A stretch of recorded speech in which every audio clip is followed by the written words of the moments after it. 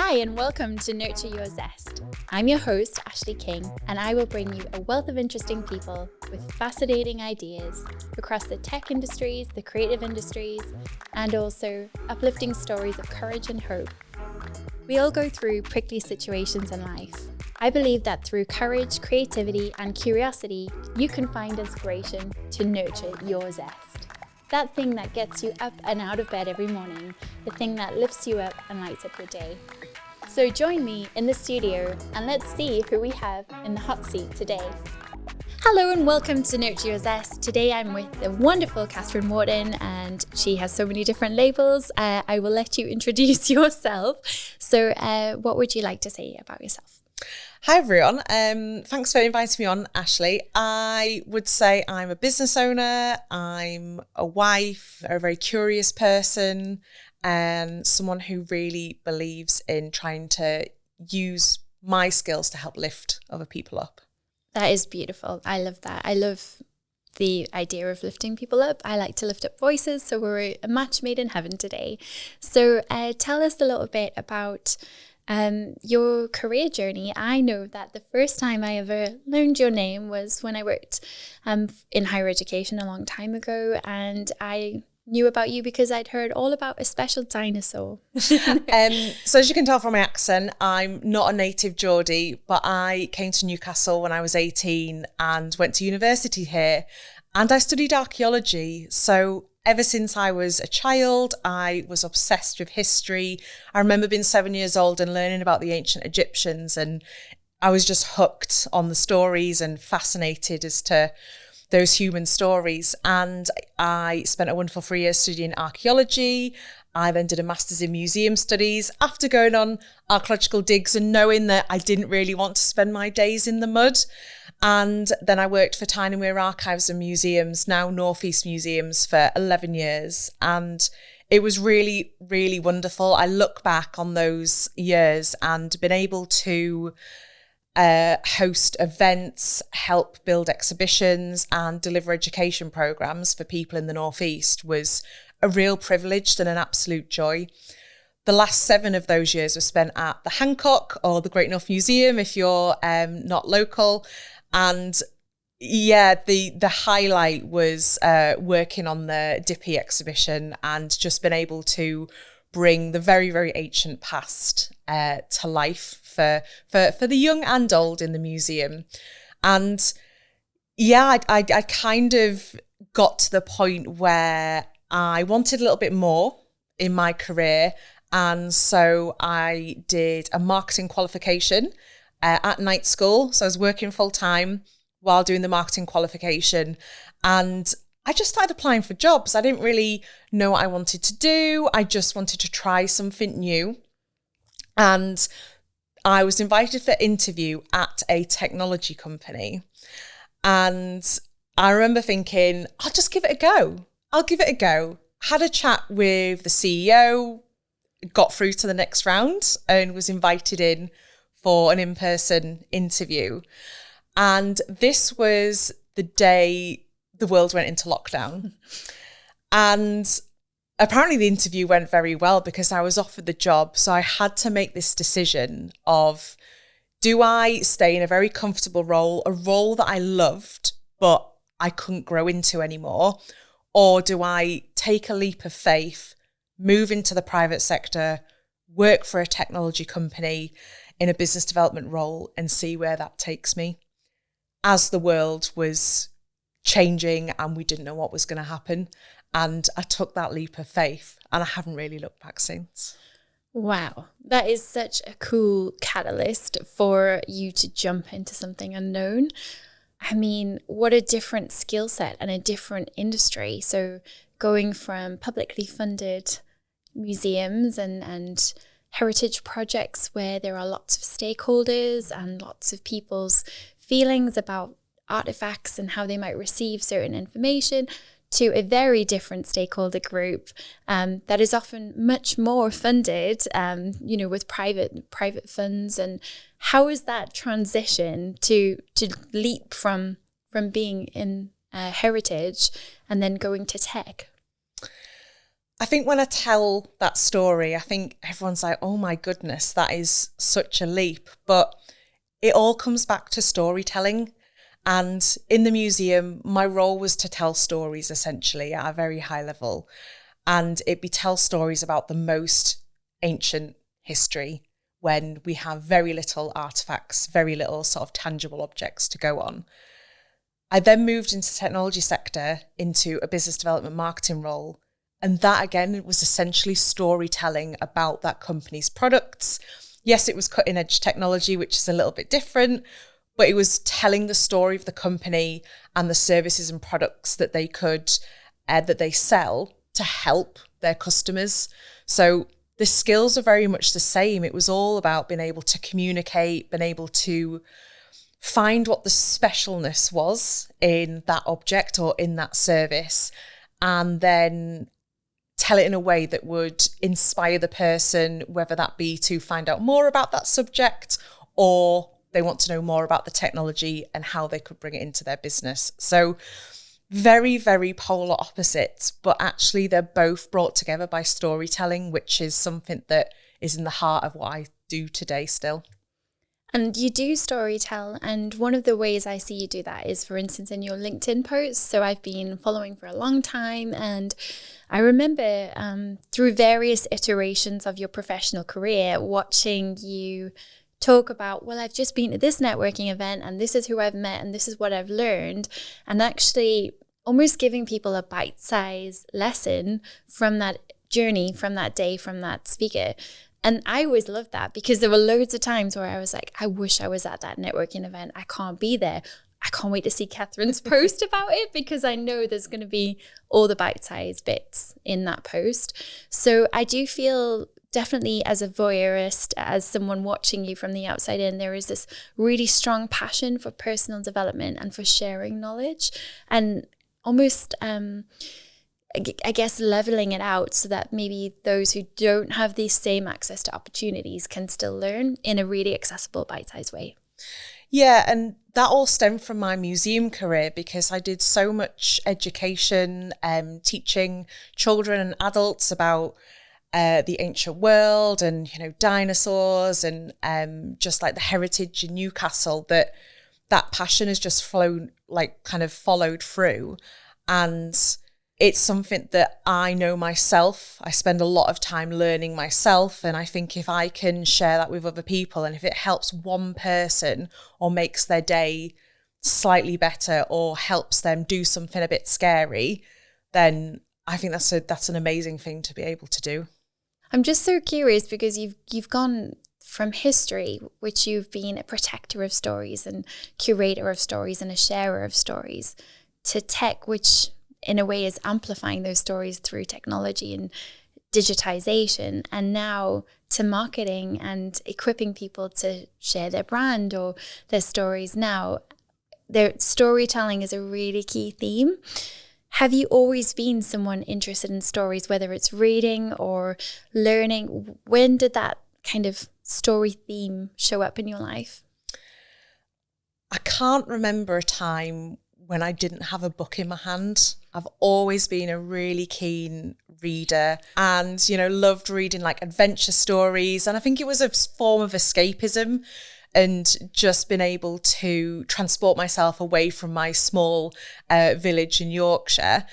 And that's just followed through my teenage years and my adult life. And even now, I make sure I have my non-fiction books, which I use for sort of to escape the grind of being a business owner. But then I have such a strong passion for developing as a person and to helping me be a better business owner, be a better just human, that I've branched out into non-fiction. And that's just something that I love doing at the end of a busy day, is picking up a book and learning something or just enjoying reading a new story.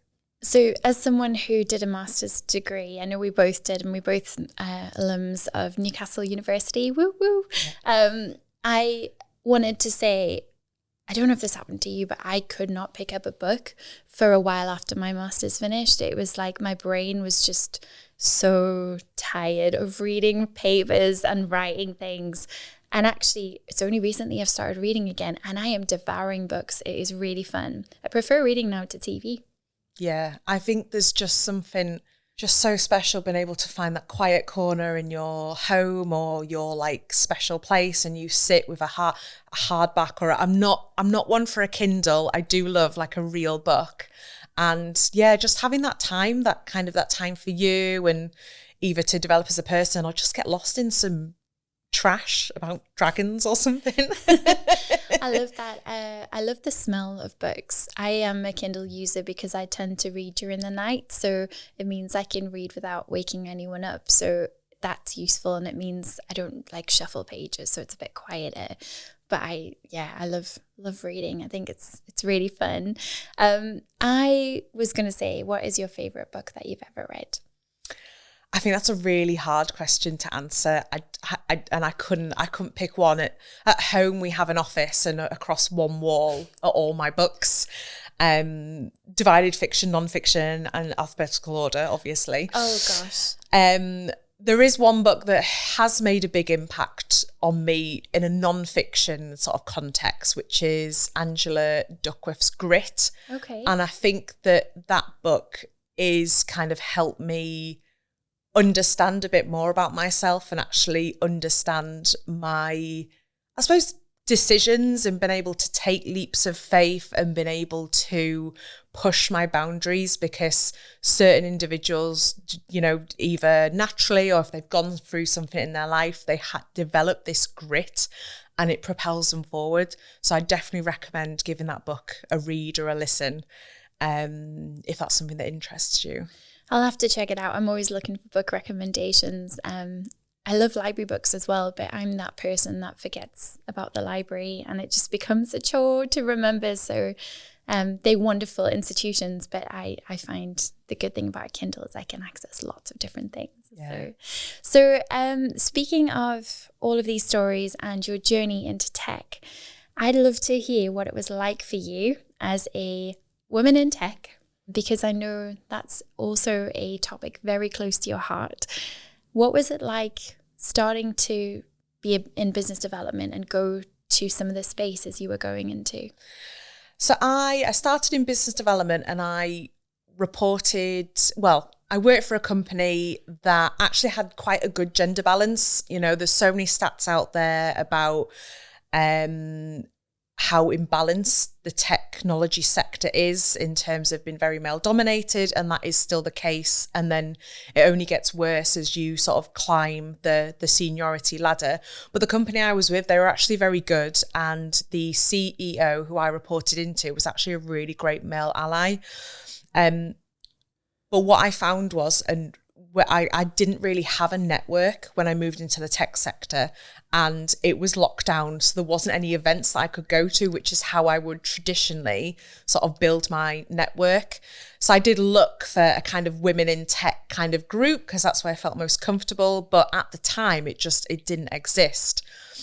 And this is something that I did look for more often. And as I was in the tech sector, sort of as my journey in the tech sector continued, there did appear to be a lot more challenges, some more inequalities. And at the time, it was something that I felt that I couldn't really do anything about. That wasn't until it was actually on LinkedIn that someone posted, is there any like need for a women in tech group in Newcastle? Would anyone be interested in forming this? And I thought, I've been moaning about this for 18 months. I've been looking for it. I should probably put my hand up and volunteer. And when I was in the museum sector, I'd ran a network, I'd built a community. So I thought, I've got some skills here. I'm sure I can help these people out. And that's where Women in Tech Northeast was formed. So that was April 2022. And it was meant to be a place where women it was an online digital community where women could come together and connect and share knowledge, just kind of create a safe space. And we decided to run in-person events, and we ran our first one in summer of 2022. And I always tell the story of, even though all the spaces were fully booked. All the tickets had gone. They were free, and they were all booked up. So there was obviously a demand there. There's still that fear of it would just be me and the 3 other organisers in a room and no one would come. And then the most special thing happened at 2:00.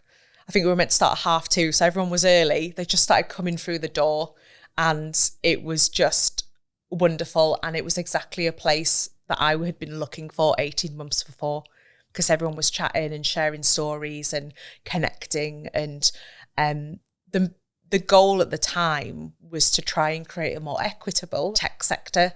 And we know that we wouldn't solve that problem, but we were trying to do our little bit to help. What I love about those events, as a punter or a fan or a patron of them myself, is it is super inclusive. So whether it's that there's no alcohol served so that people of all faiths or none are feeling comfortable, or if somebody doesn't drink or has any fears around alcohol, there are also things like, it is a safe space, whatever your heritage, background, faith, gender. So although it's for women, it's also for non-binary people as well. For me, it is a safe space. It's a place to come. And I also love that it's not like you don't have to be a coder. So I think there's this idea, okay, you do PHP or you do this or you do that, so you do belong in the tech sector. But actually there are people who do brand style guides for tech companies. There are people like myself that don't fall into the Arts Council group, but they do podcasting, but it's not tech, but what is it? But it is digital. It's kind of like there's such an eclectic mix of people there, right? And everybody is just helping each other. And you have such senior attendees and also such junior attendees. So I think sometimes there is this idea that people are gatekeeping opportunities. But what I do know about this incredible community that you've built is that it's a great leveler for people of all different backgrounds. Yeah, and I think we could never have imagined this when we started. But if you think of technology, I can't think of a job role that doesn't, or an industry that doesn't use technology.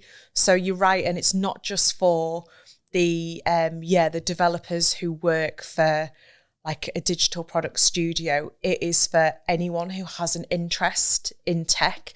They could be someone like me, like 10 years ago, who works in culture but may pivot into the technology sector. It could just be someone who actually works in the periphery of tech, or they might service tech clients.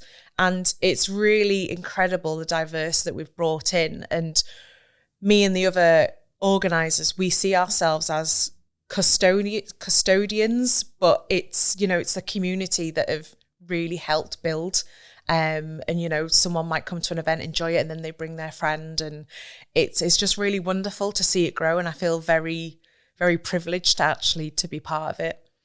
One of the things that I'm really inspired by with what you've built with Women in Tech is this idea that the events are free.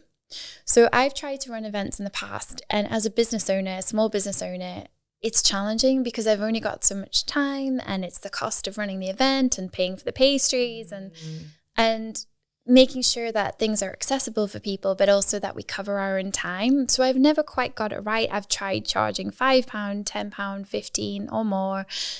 And then I just never can figure out the pricing. Yet you charge, you have a free event. So how does that work? Like, how do you even begin to build a free network and community when you're starting out as a volunteer? And actually, I think this comes back to the heritage, to the museum days, where because I worked in free museums, it was so important to us to make sure that our programs were accessible, because there is such a huge amount of poverty in the region and in the country, which I think isn't always visible to everyone. We didn't want either a nominal charge of like £3, £5 to be a barrier for someone being able to come and enjoy the museum and see the history. The same is exactly the same for Women in Tech. We know people will be paying, the bus fare to come. They might be on maternity, they might be unemployed, and we didn't want to put a charge on it to put anyone off. So we leaned into our networks and our connections and ask the big tech companies, ask the big, enterprises, the law firms, the higher education institutions, have you got any funding to finance this event, which is going to bring together 100 women in tech or have an interest in tech to really elevate them and give them confidence and help them learn something. And to this day, no one has turned around and said no, because I think there's a lot of businesses who want to help these, and solve these problems, but they just don't know how. So I think, you talked a bit about gifts there. I think one of my gifts is being able to go out and just ask, that Geordie phrase of shy bairns get nothing, and just position it in a way whereas this is what I would like from you and this is what you get back. So it comes back to that natural marketeer in me, I think, of being able to tell the story of, help me and this will help you by, supporting this marginalised group.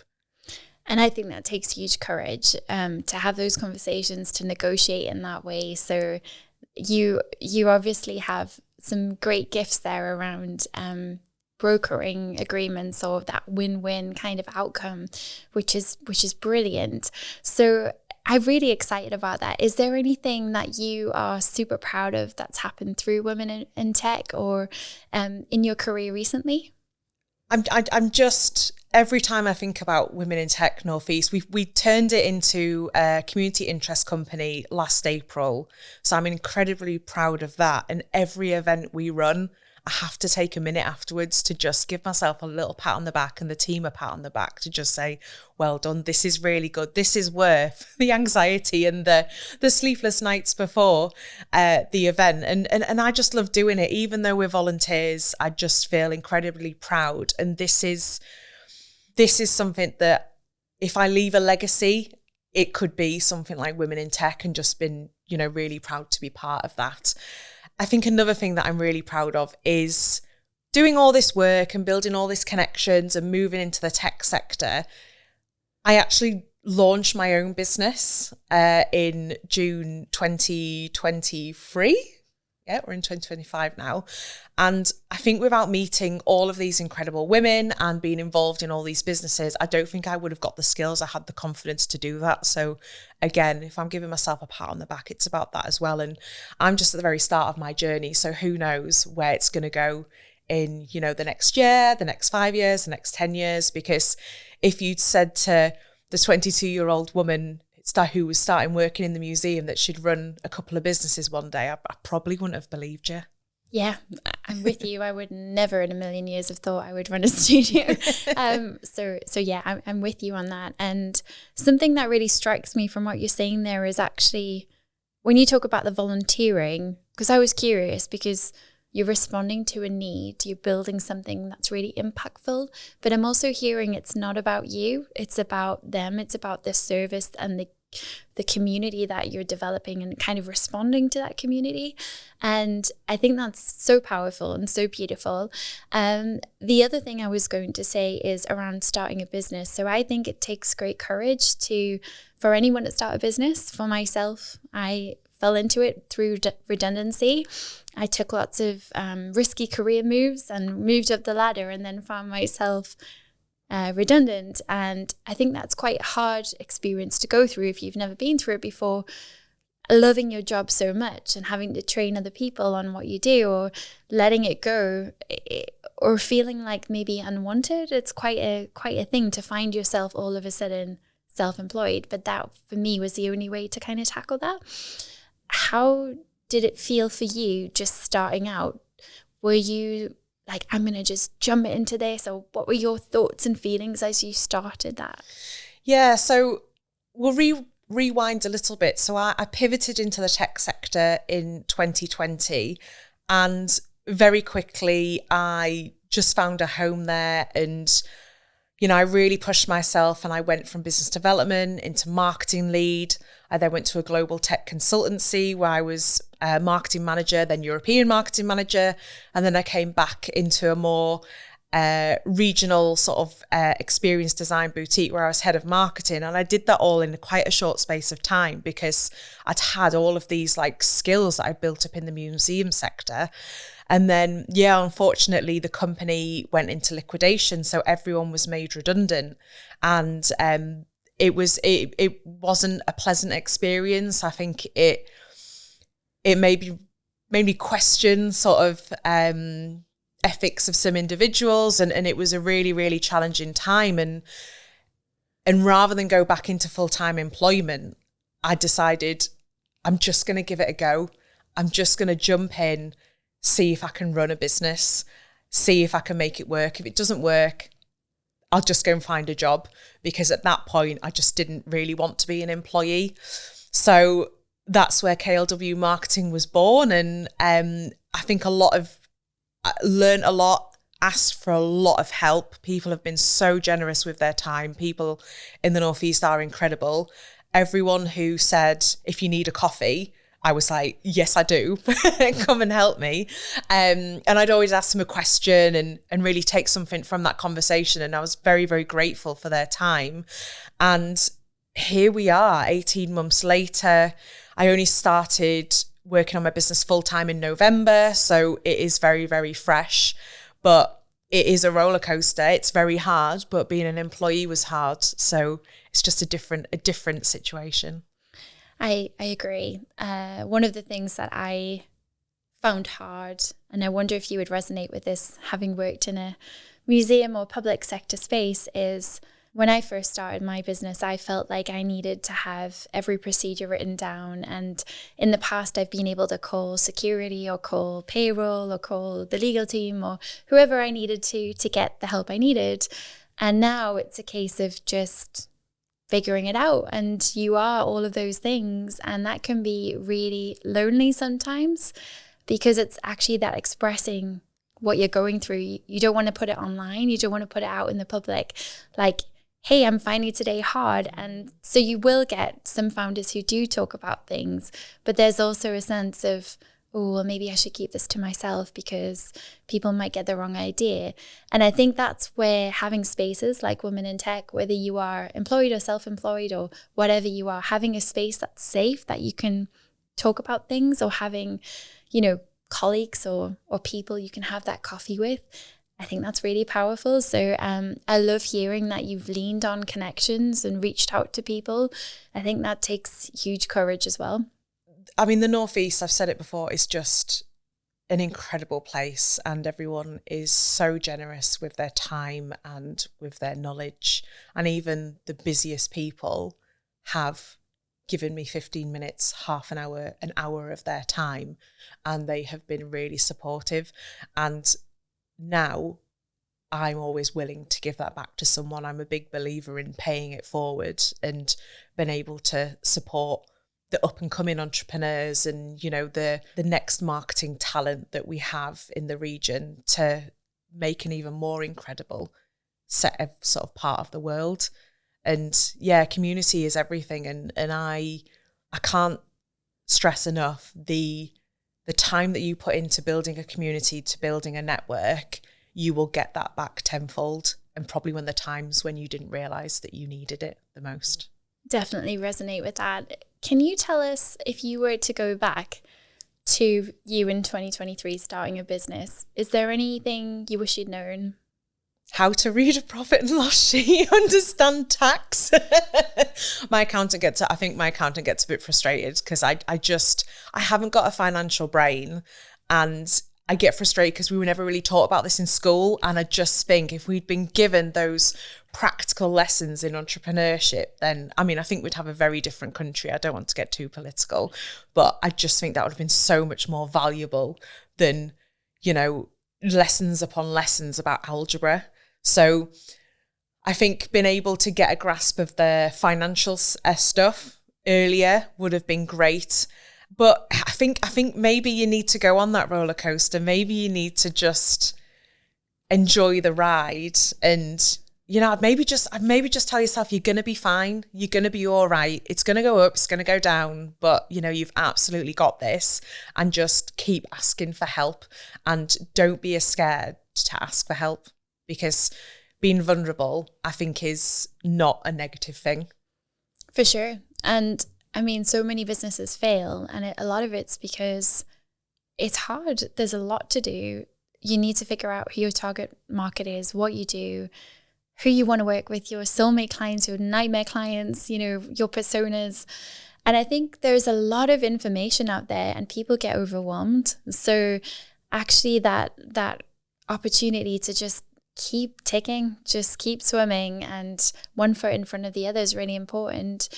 I'm with you there. I think if I were to gift myself anything, there's a book I read. It's called Profit First by Mike Michalowicz, I think his name is. I always murder his surname when I say it, but he talks about how sometimes the quickest route is A to B, but we get distracted and we go on A to J and A to I and like all these other steps because we think we need to do these things.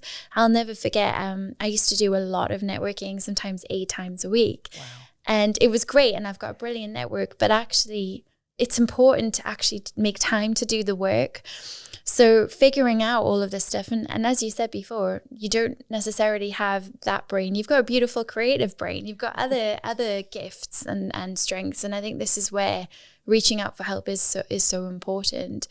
I always think it's beautiful when people start their business journey. I am so grateful to be able to run a business and still be running one. And I think for me, it's about opening doors for people, and I see you doing that so much. So even though you are still a baby business in the sense it's like under a few years old, you're still giving your time to women in tech and other activities, and that speaks volumes of your gifts back to community, which is lovely. So I'm really excited about your new venture and how you're going to be helping people grow. And yeah, I really think there's a bright future out there for you. So we've talked a lot about stories. We've talked about curating things and protecting things and preserving things. What is your number one word to nurture your zest? So what is that thing that helps you feel your most creative, courageous, curious? I was going to go curiosity, but actually I'm going to go tenacity, because when I look back on my career and what I've achieved and what I've built and what I'm trying to build, it's that just perseverance and probably stubbornness as well to just go out and get it and to, just keep going and to keep building. And that tenacious part of my personality, it wouldn't be possible without it. I love that. I love that you're saying that. I've not heard anyone say tenacious as their word before. A lot of people have said curious, and that's a good word. It's one of my favorites. But I think tenacity is actually a rare strength, and it is something that should be celebrated. And I'm excited about that. So thank you so much for your time and for all you're doing for the women in tech in our community. And I'm so grateful for you. Thank you. Onwards and upwards. Thank you so much for listening to Nurture Your Zest today. If you're feeling extra kind, it would mean so much to me if you could share this episode with your friends or family or anyone who you think might feel inspired by this content. Liking, sharing, or interacting with our content is a great way to support us as content creators, and it helps us to bring interesting stories and more people to you. This podcast is a Flamingo Heights podcast studio production, and I've been your host, Ashleigh King. If you liked today's episode, follow the video on your screen now, or check out the link in your show notes to find similar content.